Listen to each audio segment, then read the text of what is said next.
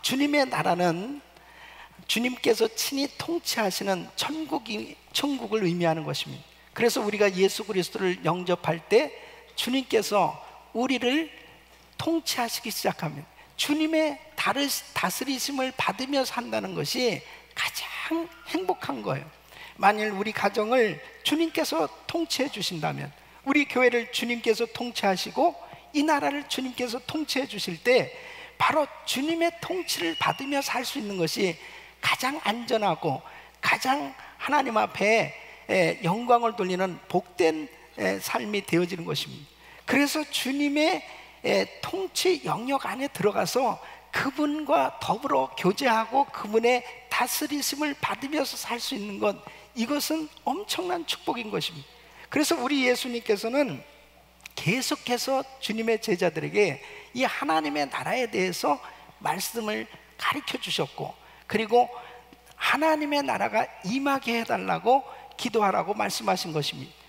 여러분, 하나님께서는 우리에게 이 하나님의 나라를 주시기를 원하신 거예요. 그래서 우리 예수님께서 이 땅에 오심으로 이제 하나님의 나라가 임하기 시작한 것이죠. 그래서 주님은 천국 복음을 전해주시고 그 천국 복음을 받아들이는 사람마다 이제 하나님의 나라가 임하기 시작한 것입니다. 이 천국 복음이 전해질 때 하나님의 나라가 확장되기 시작하는 것입니다. 근데 우리 주님께서 이제 부활하시고 승천하셨습니다. 그러면서 우리 주님이 말씀하신 것은 내가 다시 오겠다, 이렇게 약속하셨어요. 그래서 하나님의 나라가 이제 어느 때 진정으로 완성이 되어지느냐, 우리 주님께서 이 땅에 오셔서 재림하셔서 천년 왕국을 이루시고 바로 하나님의 백성들은 주님과 더불어 왕노릇하면서 영원토록 천국에서 살게 될 때 비로소 주님께서 말씀하시는 이 하나님의 나라가 완성되는 것입니다. 그러므로 신앙생활은 바로 그 주님의 나라가 완성되기까지 바로 주님을 사모하고 주님의 재림을 사모하면서 살아가는 것입니다. 그래서 교회는 바로 신랑 되신 예수님을 맞이하는 신부인 것입니다. 그래서 신부인 성도는 신랑 되신 그 주님을 사모하면서 기다리면서 살아갈 때 행복한 거예요. 오늘 이 본문 말씀은 성도가, 교회가 어떻게 주님의 나라를 기다려야 할지 이 10처녀의 비유를 통해서 우리 주님께서 자세하게 교훈해 주고 있습니다. 오늘 이 본문 내용을 보면은 아주 충격적인 이 사건이 기록되어 있는데, 그것은 10사람이 모두가 다 그 신랑을 기다리고 있었어요. 그런데 그 10사람 중에서 5은 신랑을 만났습니다. 근데 5은 신랑을 못 만난 거예요. 근데 자 보세요, 10사람이 모두가 다 신랑을 기다리고 있었다는 사실, 그 10사람은 지금의 교인들이라고 볼 수 있어요. 모두가 다 신랑 대신 주님을 기다리고 있어요. 그런데 다 그 주님을 만나야 될 텐데 5은 주님을 만났는데 5은 주님을 못 만났다면 이거 굉장한 충격적인 사건입니다. 그러니까 이 본문을 어떻게 해석하느냐에 따라서 차이가 있겠지만은 분명한 사실은 우리 모두가 신랑 되신 예수님을 어느 때 주님이 오신다 하더라도 그분을 기쁨으로 만나고 천국잔치에 입성해야 될 줄로 믿습니다. 그러니까 정말 오늘 이 본문 말씀을 보면은 미련한 5처녀, 지혜로운 5처녀, 이 둘로 우리 주님께서 비유로 설명하고 있는데, 바로 우리는 정말 그 신랑 되신 주님을 기쁨으로 만날 수 있는 이 지혜로운 5처녀와 같은 신앙생활이 되어야 되겠다 하는 것입니다. 우리 사랑하는 성도 여러분, 하나님의 나라는 지금 우리에게 임했어요. 그런데 구체적으로 우리 주님이 다시 오시겠다고 약속하셨고, 이제 그 하나님의 나라가 분명하게 완성된다고 우리 주님께서는 그 스케줄을 말씀해 주셨는데, 지금은 우리는 이렇게 열처녀처럼 기다리고 있는 것입니다. 지금 그 주님을 기다리고 있는 우리 모두가 다 주님을 만나야 될 텐데, 주님께서는 지혜로운 다섯 처녀처럼 신앙생활하는 사람이 있고 미련한 다섯 처녀처럼 신앙생활하는 사람이 있다는 거예요. 그러니까 바로 나는 어떤 모습으로 주님을 기다리는가, 어떤 모습으로 내가 이 마지막 때를 살아가고 있는가, 오늘 이 말씀을 통해서 잘 우리는 주의 음성을 들으시고, 정말 저와 우리 성도님들은 단 한 사람도 이 미련한 다섯 처녀처럼 그 주님을 만나지 못하는 이 어리석은 신앙생활이 아니고, 모두가 다 지혜로운 다섯 처녀처럼 바로 그 주님을 만날 수 있기를 예수 이름으로 축원합니다. 축원합니다. 그러면 신랑 대신 우리 주님을 어떻게 기다려서 정말 그분을 만날 수 있을까? 이 지혜로운 다섯 처녀는 어떻게 그 신랑 되신 주님을 만날 수 있었을까? 우리 주님께서 오늘 이 비유 말씀을 통해서 우리에게 교훈을 주고 계신데, 오늘 이 말씀을 잘 들으시고 정말 오늘 우리 주님이 그토록 하나님의 나라를 우리에게 주시길 원하시고, 그 나라에서 정말 주님과 더불어서 영원토록 왕노릇하는 그런 이 복된 삶이 되도록 우리 주님은 우리를 인도하고 계신데, 단 한 사람도 나고자가 없이 모두가 다 지혜로운 처녀들처럼 바로 신랑을 만난 것처럼 우리 모두가 그 주님을 만날 수 있기를 예수 이름으로 축원합니다. 그러면 어떻게 기다려야 될 것이냐, 어떻게 신앙생활하는 것이 바로 지혜로운 이 마지막 때 지혜로운 신앙생활이냐? 첫째는 깨어있으라는 것입니다. 여러분, 우리 예수님께서는 지금 이렇게 권면하고 계세요. 오늘 13절 말씀 보니까 그런즉 깨어있으라, 너희는 그날과 그때를 알지 못하느니라. 왜 깨어있어야 돼요? 그날과 그때를 알지 못하니까. 그날과 그때는 뭐예요? 바로 주님께서 재림하신다고 말씀하셨는데, 주님의 재림의 때를 가르쳐 주시지 않았습니다. 그러니까 어느 때 주님이 오실지 모르는 거예요. 그러니까 깨어있는 사람이 바로 그 주님이 언제 오실지 모르지만 바로 그 사람이 준비되어 있기 때문에 그 주님을 만날 수 있다는 것입니다. 그러면 깨어있으라는 것은 무슨 뜻일까요? 뭐 항상 잠을 못 자고 있는 거냐? 그게 아니고 바로 영적인 잠을 자지 말라는 것입니다. 이것은 영적인 민감성을 유지하라는 것입니다. 여러분, 베드로전서 4장 7절에 보면 만물의 마지막이 가까웠으니 그러므로 너희는 정신을 차리고 근신하여 기도하는. 만물의 마지막이 가까웠으니, 다시 말씀드리면 마지막 때 주님이 오실 날이 가까울수록 정신을 차리라는 것입니다. 왜 그럴까요? 이 세상은 끊임없이 영적으로 무뎌지도록 그렇게 세상은 계속 미혹을 하고 있는 것입니다. 그러니까 주님이 영영이 안 오실 것 같은 거예요. 그렇게 살아가도록 이 세상은 성도들을 미혹시키고 있는 것입니다. 그렇기 때문에 마지막 때일수록 더욱더 깨어 있어야 된다는 것입니다. 오늘 이 본문 말씀을 보면은 5절 말씀에 보면 신랑이 더디움으로 다 졸며 잤어요.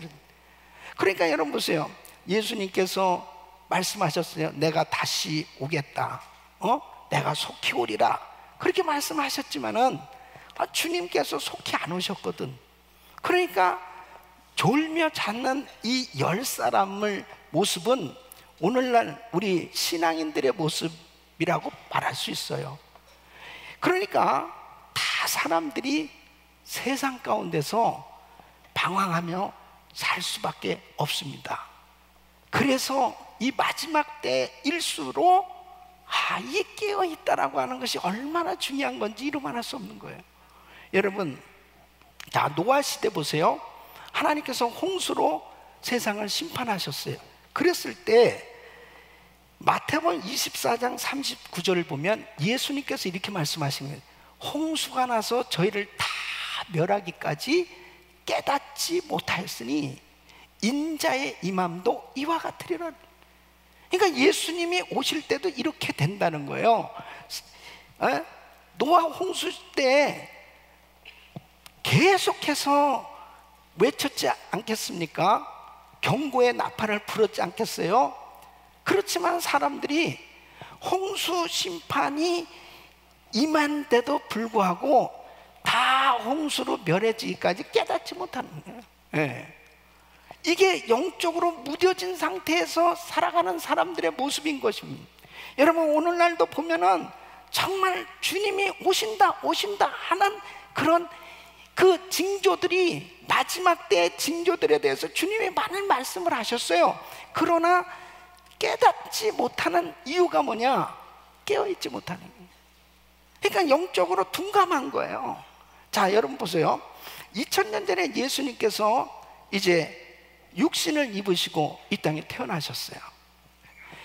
예수님이 초림하실 때 그 주님이 이 땅에 육신으로 태어나신다는 것은 그냥 갑자기 태어나신 것 같지만 이미 이사야 선지자를 통해서, 많은 선지자들을 통해서 주님께서 육신을 입으시고 이 땅에 동정녀를 통해서 태어나실 것을 다 말씀을 하셨다고요. 말씀을 안 하신 게 아니에요.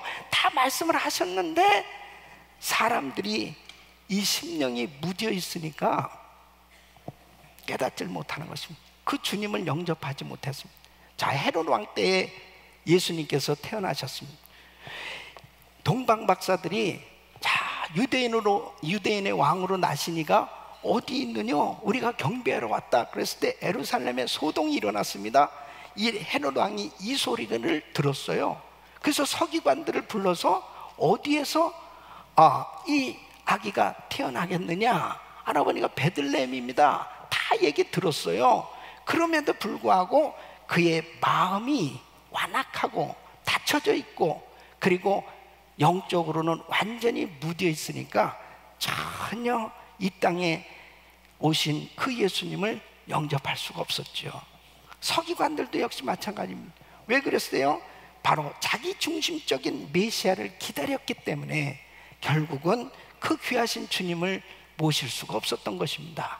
오늘날도 이렇게 성탄절을 맞이해서 크리스마스 트리도 만들고 우리가 성가제도 하고 나름대로 이렇게 주님 오심을 기뻐하는 행사들을 갖고 있지만, 정말 이 영적으로 그 심령이 무뎌져 있는 사람은 전혀 감동이 없는 거예요. 정말 나를 위해서 이 땅에 오신 그 주님, 바로 그분이 나의 구원자요, 나의 구주시라는 이 사실을 깨닫고 그분이 내 안에 정말 내주하셔서 바로 그분과 동행하는, 그리고 영적으로 깨어있는 성도는 주님 오실 날을 그냥 보낼 수가 없는 거죠. 정말 그 마음에 기쁨이 있어요. 감사가 있어요. 그리고 찬양하지 않을 수 없는 것입니다. 깨어있기를 예수 이름으로 축원합니다. 우리가 영적으로 깨어있어야 바로 우리 자신의 인생이 정말 주님 만날 그 시간에 당황하지 아니하고 정말 기쁨으로 만나게 될 줄로 믿습니다.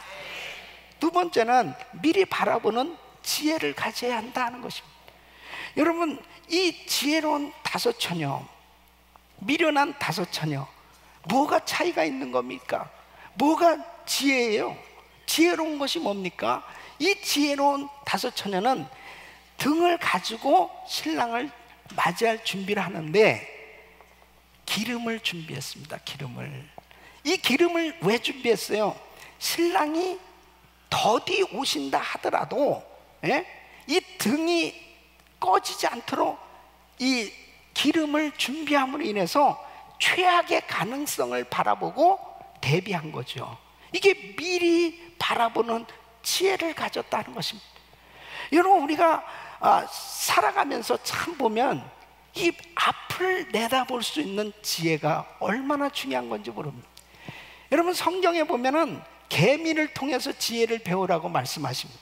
이 잠언 30장 25절 보면 곧 힘이 없는 종류로 돼 먹을 것을 여름에 예비하는 계미와 같은, 이렇게 아무리 미물인 개미도 겨울을 대비하기 위해서 준비한다는 거예요. 여름에 이 앞을 내다보고 준비할 수 있는 사람, 세상 사업하는 사람들도 앞으로 닥칠 이런 상황, 유행을 미리 볼 수 있는 사람이 성공하지 않습니까? 여러분, 삼성이 스마트폰을 개발해서 앞을 내다보고 개발했기 때문에 세계적인 이 메이커, 세계적인 기업이 됐어요. 당시에 사실 노키아라든지 모토로라라든지 소니는 삼성보다 훨씬 앞서가던, 잘 나가던 기업이었습니다. 앞을 미리 내다보는 지혜가 없을 때 어떻게 되느냐, 잘 나가던 기업들도 다 후발주자로 사라져 버리는 거예요. 이것이 세상에 사업을 하는 사람들도 앞을 바라보는 지혜를 가진 사람들이 살아남는 것처럼, 우리는 신앙생활하면서 하나님의 타임 스케줄이 있어요. 그 하나님의 타임 스케줄을 미리 내다볼 수 있는 지혜, 이것은 말세에 하나님께서 어떤 일이 일어날 것에 대한 현상을 성경을 통해서 다 말씀을 주셨거든요. 우리가 금요일마다 요한계시록을 공부하고 있습니다.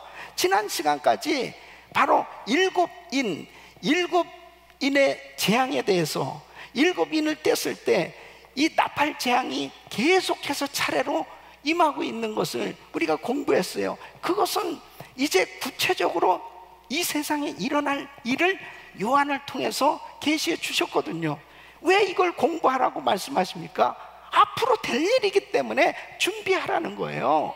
바로 말세에 일어날 현상들을 안다면은, 여러분, 이게 얼마나 큰 지혜냐 말이에요.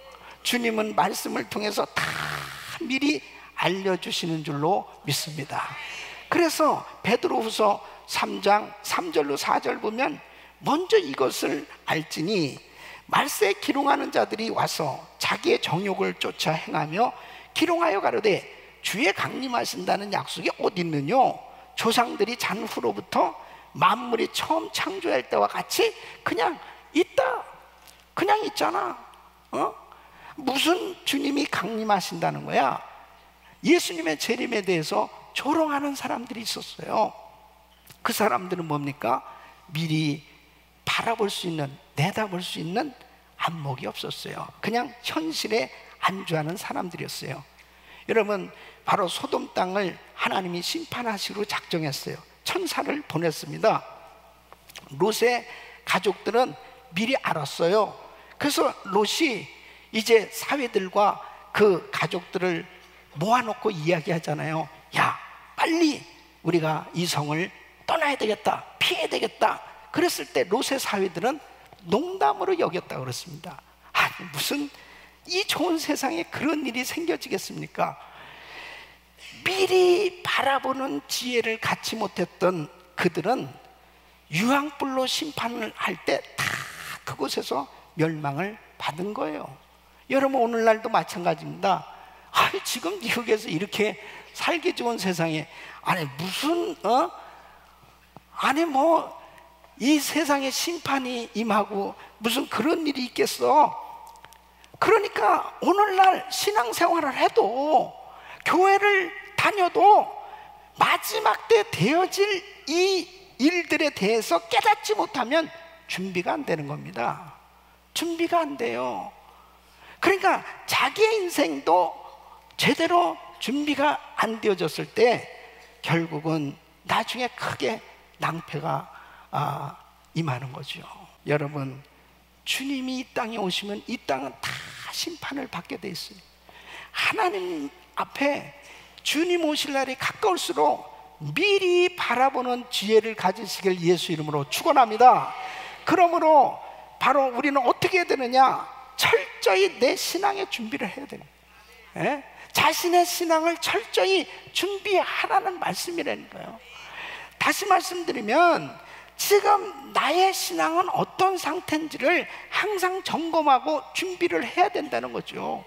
자, 4절 말씀 보니까 슬기 있는 자들은 그릇에 기름을 담아 등과 함께 가져갔더니, 자, 철저히 준비를 했어요. 아무리 신랑이 늦게 온다 하더라도 걱정 없고 평안하도록, 왜? 다 준비되어 있기 때문에, 얼마든지 기름이 준비되어 있기 때문에 기다릴 수 있다라고 준비하고 있었어요. 그런데 10절에 보니까 준비했던 자들은 함께 혼인잔치에 들어가는데, 이 나머지 5사람, 등은 있는데 기름이 준비되지 않은 사람들은 이제 당황하기 시작하는 거예요. 예? 이 당황하기 시작하면서 뭐라고 그러냐면 8절에 우리 등불이 꺼져가니 너희 기름을 좀 나눠달라, 그렇게 부탁했어요. 그랬더니 9절에 뭐라고 얘기하냐면 우리와 너희가 쓰기에 다 부족할까 하노니 차라리 파는 자들에게 가서 너희 쓸 것을 사라 하면서 정중하게 거절을 합니다. 여러분, 여기에 굉장히 중요한 교훈이 있어요.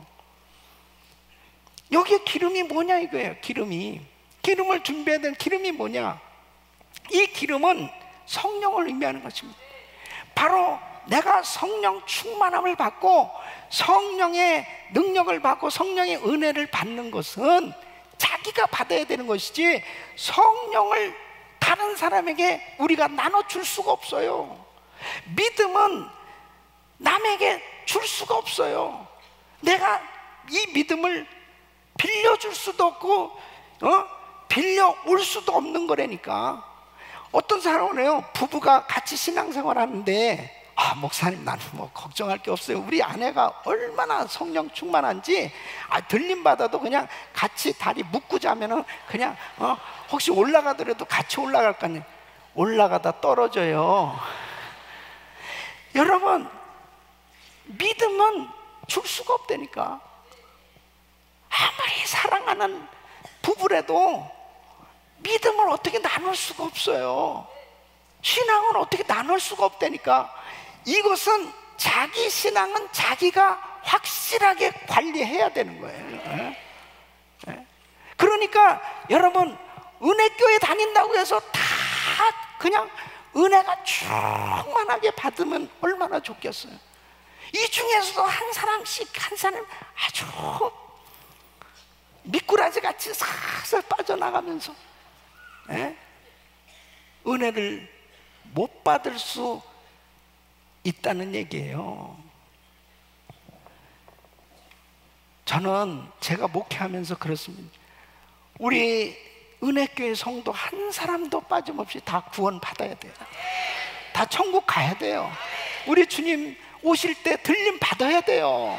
확실하게 다 한 사람 한 사람이 그렇게 들림 받으려면 그냥 집단적으로 그냥 은혜교회 다녔기 때문에 들림 받는 게 아니죠. 은혜교회 다녔기 때문에 그냥 구원 받는 게 아니고 내 신앙은 확실하게 점검해봐라 이거예요. 오늘 밤 내가 이 세상을 떠나도 천국 갈 확신 있냐?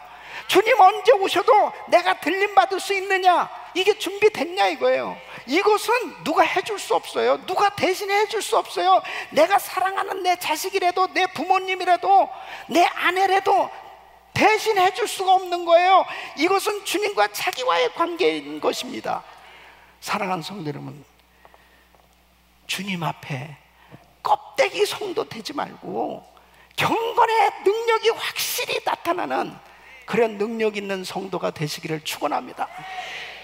진짜 주님 앞에 설 때 어떤 모습으로 설 것이냐? 준비된 사람만이 기쁨으로 주님 앞에 설 수 있잖아요. 사도 바울처럼 나를 위해서 의의 면류관이 예비되었습니다. 그 기쁨으로 주님을 맞이할 수 있는 사람은 준비된 사람이죠. 한 해를 보내면서 왜 우리가 비상 심야 기도회를 하고 있습니까? 하나님 앞에 정말 지금 우리 대한민국이, 우리가 이렇게 멀리 떨어져서 이역만리 미국에서 살고 있지만 우리 조국을 잊을 수 없잖아요. 지금 조국이 너무나 풍전등화와 같은 그런 어려움을 당하고 있습니다. 지금 국론이 완전히 분열돼 가지고 상상을 초월하는 그러한 대혼란을 겪고 있습니다. 그 나라를 위해서 기도하지 않을 수 없어요. 우리가 살고 있는 이 미국, 이제 트럼프 행정부가 세워져서 정말 이 나라가 성경으로 돌아가야 되겠는데 너무나 그동안에 성경에서 너무 많이 멀어진 그런 정부, 그러한 정책에 의해서 나라가 이 지경이 됐습니다. 하나님, 이 나라가 성경으로 돌아가는 나라 되게 하여 주시옵소서. 기도하지 않고서는, 기도의 사람들을 통해서 하나님은 역사를 움직이고 계신 줄로 믿습니다. 깨어있지 아니하면은 시대를 분별할 수가 없어요. 하나님 앞에 철저히 미리 내다볼 수 있는 것은 주님께서 주시는 계시와 주님이 주시는 영감과 주님이 주시는 영적 안목을 가질 때 바로 앞을 내다보고 살아갈 수 있는 지혜를 얻을 수가 있는 거예요. 내 신앙이 어떤가? 다시 한번 이번 심야 기도회를 통해서 전배할 수 있기를 바라고, 어떤 분은 그래요. 목사님은 밤에도 기도하고 새벽에는 좀 안 나오셔도 될 텐데, 또 월요일 날은 목사님 쉬는 날인데 뭐 새벽에 또 나오세요? 여러분, 목사라고 해서 저절로 신앙이 그냥 보장되어 있는 게 아니죠. 자기 신앙, 자기가 관리하지 않으면은 절대 목사, 장로, 세상 없이 오랫동안 신앙생활을 해온 사람이라 할지라도 한순간에 그냥 신앙생활이 그냥 자기도 모르게 곤두박질 치고 완전히 세상에 빠져가지고 그냥 세상 사람같이 되어버릴 수밖에 없어요. 목사도 마찬가지고 다 그동안의 신앙생활을 오래 했다고 하는 어떤 경력과 그리고 신분이 신앙생활을 견고하게 잡아줄 수가 없어요. 자기 신앙의 현주소는 어떤가? 이것은 하나님 앞에서 자기가 비춰봐야 되는 것입니다. 한 해가 저물어가고 있습니다. 새해를 준비하면서 여러분의 마음은 지금 주님께 가 있습니까? 아니면 세상에 너무 많이 가 있습니까? 다시 한번 우리의 신앙을 점검해 보면서 하나님 앞에 깨어있기를 예수 이름으로 축원합니다. 그래서 우리 모든 성도님들이 정말 주님을 기쁨으로 만날 수 있는 하나님의 은혜, 지혜로운 성도들이 되시기를 예수 이름으로 축원합니다.